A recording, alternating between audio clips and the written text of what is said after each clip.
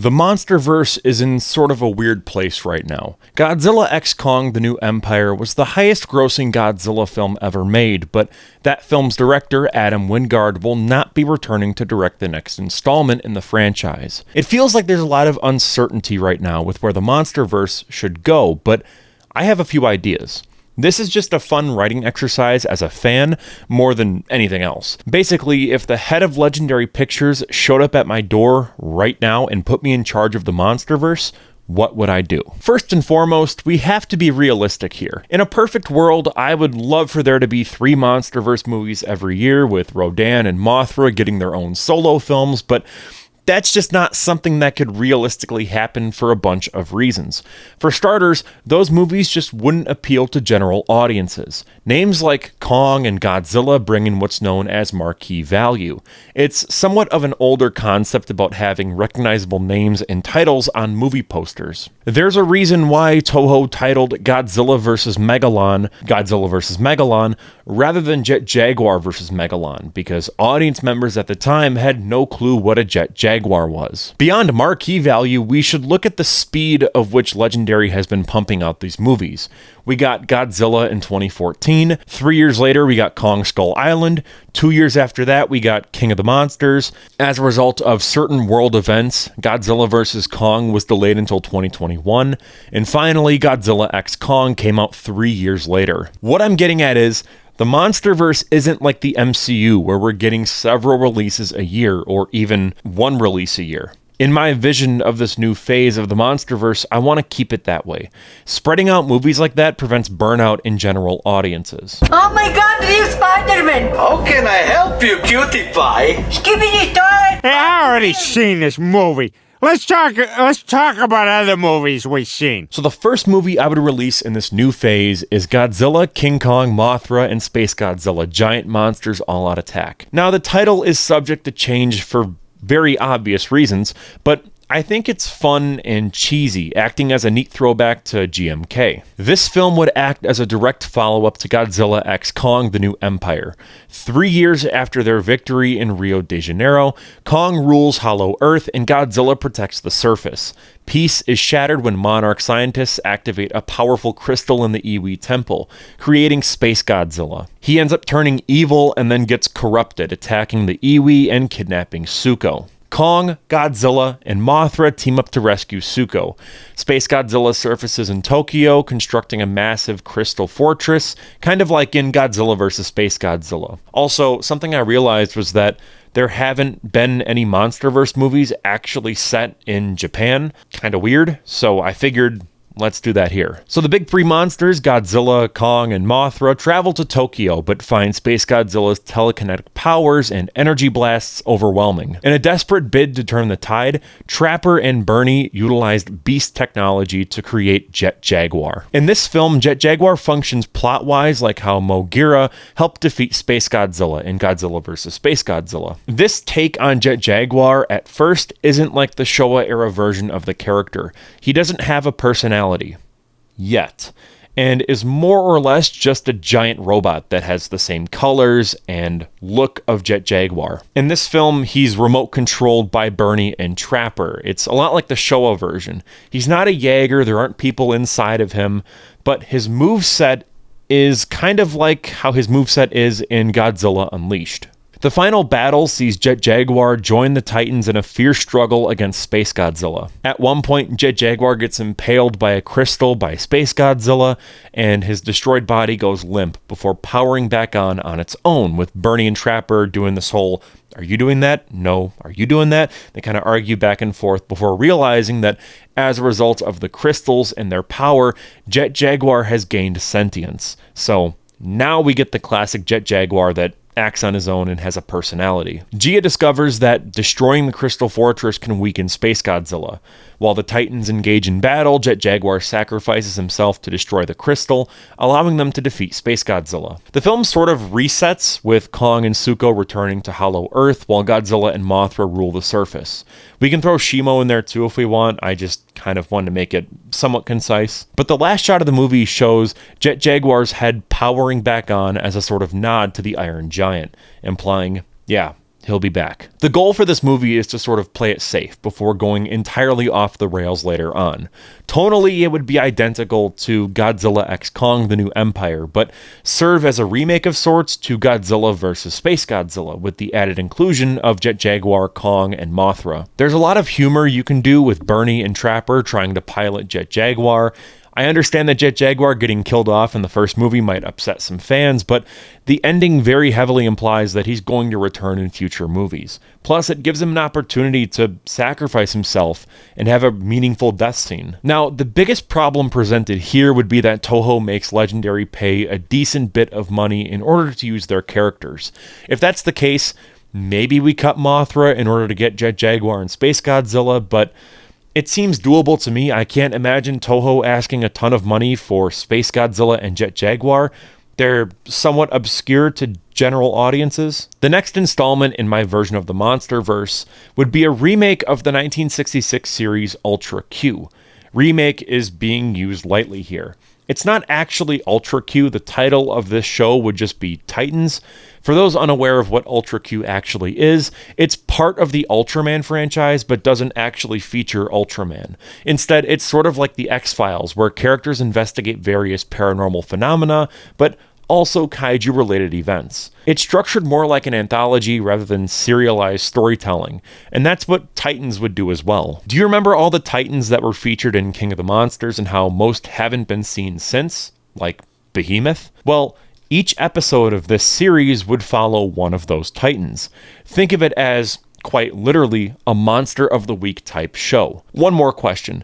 Do you remember the end credits to King of the Monsters where the journalist Steve Martin was referenced? In the show, Titans, that same journalist, Steve Martin, is the protagonist, with him actively investigating the Titans. He's less of a Bernie kaiju fanatic and more of a Vice reporter, like the ones from 2014, where they would go into Chernobyl or hang out with cannibals. And we could get really weird with this series. Certain episodes don't even have to include monsters. We could even introduce aliens to the MonsterVerse. We could go all out here if we really wanted to. In my opinion, we see a lot of Monarch's experiences with these Titans, but what about the everyday person? Sure, that was explored in Legacy of Monsters, but I want to see that even more here. Let's do some world building. I love that in Pacific Rim, these religious fanatics have their temple in the bones of a kaiju. Let's do stuff like that in the MonsterVerse.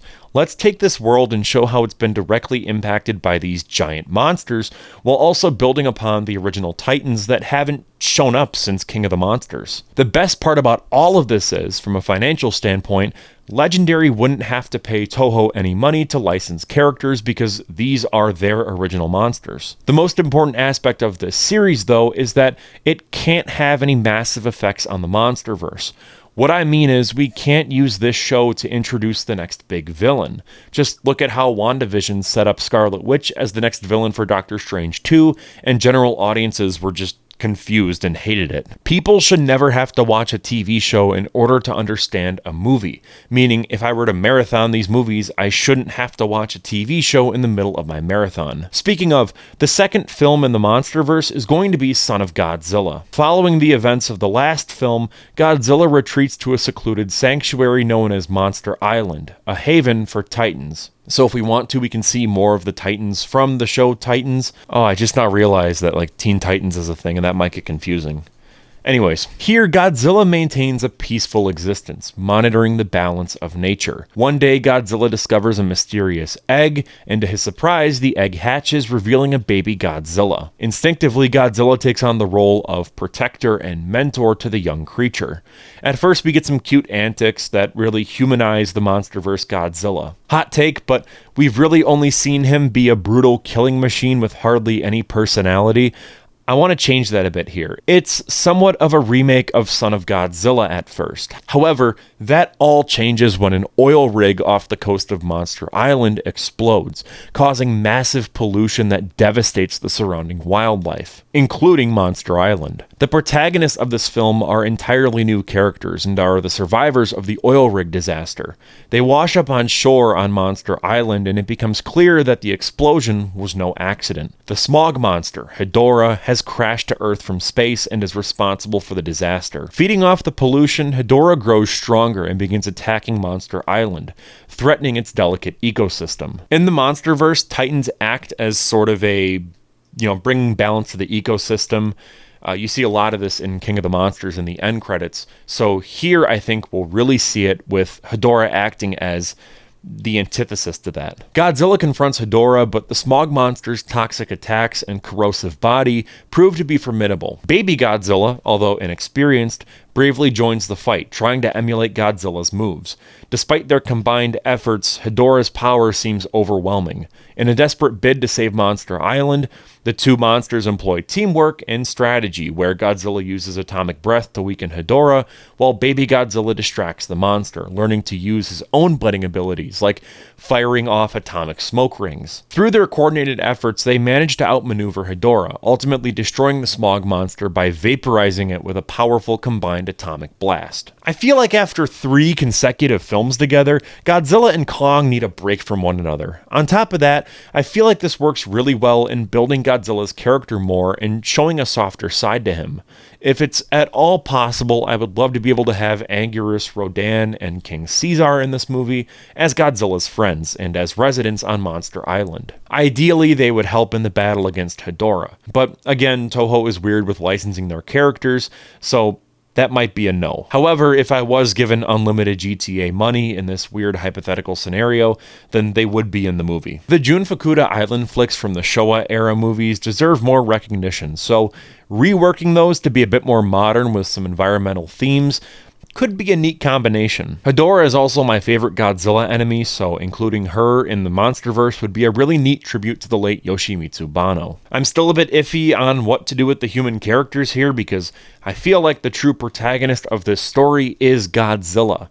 He has an arc of learning to be a father and learning to not just be a brutal killing machine. Ideally, he would have the most screen time of any Godzilla in franchise history, but again, who knows? You do kind of have to have a human storyline, so we'll put a pin in that, I guess. The next installment in my version of the MonsterVerse is a King Kong TV show. We just got a Godzilla solo movie, so let's focus on Kong now. From my understanding, the Apple TV Plus show Monarch is going to center Season 2 on Kong, but I haven't really seen that series yet, and Season 2 isn't out yet, so here's my pitch. King Kong doesn't have a rogues gallery like Godzilla does.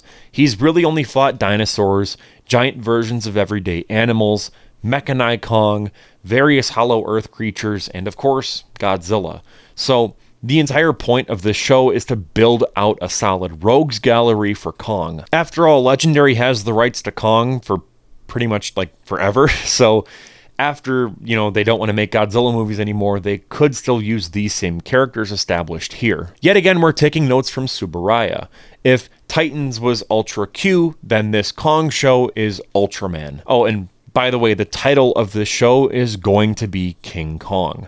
I know there's legal issues behind it, but the general character arc for Kong is that he's assuming his throne as the true undisputed king of Hollow Earth. The first episode is going to be the return of Mechanized Kong. Technically, it's just the first time he's shown up in the MonsterVerse, but it's the return of the character for the first time since King Kong escapes. This is the only time a legacy monster will appear in this series besides Kong. In this world, Hollow Earth is sought after by various countries like China, Russia, and North Korea. One of those countries, I don't know which, ends up creating Mechanized Kong with the help of Alan Jonah from King of the Monsters to go and harvest resources in Hollow Earth. Kong does not approve of this and a battle ensues, ending with Kong victorious, with Jonah being arrested or there being some sort of closure because his character just kind of vanished. So let's, try to figure out what to do with him. The rest of the series would be a monster of the week type thing. Ideally, we create one original monster that doesn't get killed and then returns every now and then, and this could be Kong's ultimate arch nemesis, like how King Ghidorah is Godzilla's arch nemesis or how Joker is Batman's arch nemesis. I'm not too sure of all the details as of right now. I just don't want these new monsters to be forgettable or just carbon copies of Kong. Suko will be in this as a secondary character as well as Shimo. To sum everything up, the point of this series is to develop Kong more as a character and expand upon his rogues gallery, with everyone labeling him as King Kong by the season finale. The third and final film of this phase of the MonsterVerse is titled The Death of Godzilla. If that title doesn't get butts in seats, then I don't know what will. It's pulpy, it's cheesy, and it lets the audience know exactly what they're in for. This is going to basically be a remake of Godzilla vs. Destroyah, but with a few changes. The usual cast of Godzilla, King Kong, Mothra will return, as well as Jaguar, Suko, Shimo, and Baby Godzilla, who is now more like Godzilla Jr. And if we were able to get the rights to Anguirus, Rodan, and King Caesar, then they'll be here too. This would function like the Avengers Endgame of the MonsterVerse. At a Monarch testing facility near Isla de Mara, scientists observe strange mutations in sea life, attributing the cause of which to the effects of the oxygen destroyer, which was used back in King of the Monsters on Hedorah. These mutations lead to only one thing: the birth of Destroyah, a monstrous entity formed from the mutated microorganisms. As Destroyah begins to surface, it wreaks havoc, displaying unmatched ferocity and power. We haven't seen anything like this before in the MonsterVerse. Like how Hedorah was targeting people specifically, Destroyah does that, but tenfold. This version of Destroyah is still that juvenile form, but is still kaiju-sized. It's able to create and spread human-sized versions of itself, though. It's a full-on invasion of Earth. We can get some awesome scenes of the military fighting off hordes of Destroyahs. Monarch scrambles to respond, bringing together the Titans, Shimo, as well as Suko, who's now more seasoned, and hopefully would look more like Kong from Kong Skull Island. Jaguar will be there, now sentient and not needing Bernie or Trapper, but also some human allies show up. It would be cool to see all the key human characters from the previous films assembled for this in an ensemble cast, but again, we have to be realistic. If we try to get Millie Bobby Brown back, the budget's going to be like $400 million, which no. King Kong and Mothra appear and work together to fight off Destroyah, but Godzilla has been missing up until this point. Godzilla Jr. appears, and at first people believe that it's the real Godzilla, but they realize it's his son. A Monarch submarine detects a dying and weakened Godzilla. I'm not sure if it would be burning Godzilla, since we already kind of saw that, but ideally, we show somehow that this is a Godzilla that's on his last legs, essentially dying from old age. Godzilla Jr. gets wounded in battle, and Godzilla hears his cries, causing him to rise from the ocean to take on Destroyah, who transforms into his final form. A massive battle ensues without Godzilla being present just yet. It seems like all is lost, and Destroyah is about to kill Kong, when suddenly Godzilla appears. This is like the portal scene from Avengers Endgame, but instead of it being a bunch of monsters, it's just Godzilla. He gives off one last triumphant roar, the Godzilla march starts to play, and he engages in a 1v1 battle with Destroyah. This is Godzilla and Destroyah fighting in an absolutely pulverized, burning city. Like, whatever city this is, it's going to be like the end of Final Wars, where it's just rubble. Godzilla nearly dies in the fight. It isn't until the other wounded monsters intervene to help. During this fight, we could still have some military battles where they're fighting off mini Destroyah hordes. At this point, it could seem like all is lost and our heroes from Monarch are about to be wiped out. Godzilla gets stabbed in the chest by Destroyah's tail just as he's charging up his atomic breath. We could get this like fake out moment where we think Godzilla's dead, but then he just fires an atomic beam right into Destroyah's face, killing him. As a result of Destroyah's demise, all the Destroyah hordes would die on the spot, like the battle droids in the Phantom Menace. And ultimately, Godzilla would die surrounded by his friends and allies. He would breathe his essence into Godzilla Jr., who in the last shot would transform into the next Godzilla and roar triumphantly, mimicking the shot from Godzilla vs. Destroyah. So that's my pitch for where I would take the MonsterVerse in its next phase. Mind you, it's a bit ambitious given how Legendary likes to be frugal with these projects. However, it ultimately leaves the door open for the franchise to continue with this new Godzilla and a big cast of characters. I know some people might be mad I didn't include Gigan or other fan favorites, but who knows, that could always happen in the next phase. After all, Titans, as well as Hedorah and King of the Monsters, establishes that aliens do exist out there. This was a really fun writing exercise, and it's the most fun I've had making a video in a long time, so I might do more of this in the future if you guys like it. I'm currently writing my next feature film, so I'm taking a bit of a break from that to make this, and it was great to just keep the creative juices flowing. Let me know what you thought about my pitch. Is there anything you would change or add on to? Let me know down below in the comments. And with all of that out of the way, I'm Cole McCormick. You're watching Firewood Media. Consider becoming a member to support the channel. It's like Patreon, but for YouTube. For just $1.99 a month, you'll receive member shoutouts, your name featured as an executive producer in all of our film projects, as well as member-only videos and behind-the-scenes content. Like I said, I'm making a feature film, so you'll be getting tons of updates on that as it's in production. But you don't have to if you don't want to. It's just an extra perk for anyone that wants to support the channel while getting to see some unique content. Either way, I just want to say thank you so much for watching, and I'll see you in the next one.